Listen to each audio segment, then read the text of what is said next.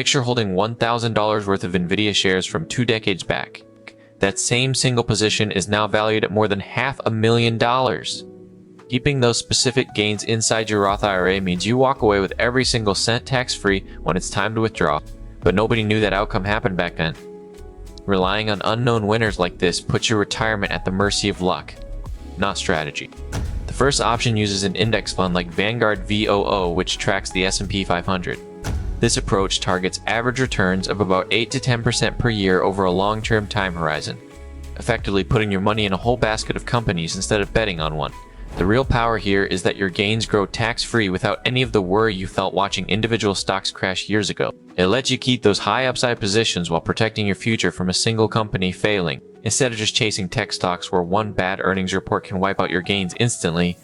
Adding international markets and bonds gives you a shock absorber. This means when the market drops because of a specific company failing in Apple or Nvidia, your bond holdings stay steady while global diversification prevents the whole portfolio from crashing. This approach keeps your capital safe from the volatility that hits individual names hard, but it caps how much upside you can capture. It's boring insurance against ruin versus chasing explosive growth. Critics also argue that the bond-heavy approach belongs in traditional tax-deferred IRAs instead of yours.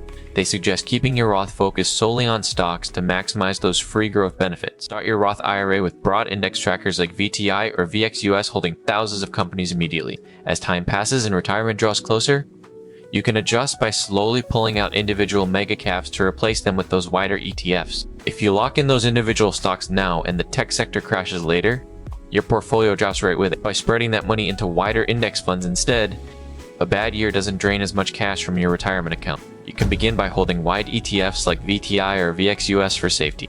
Then, simply add a few high-growth tech stocks over time as you get closer to needing the money.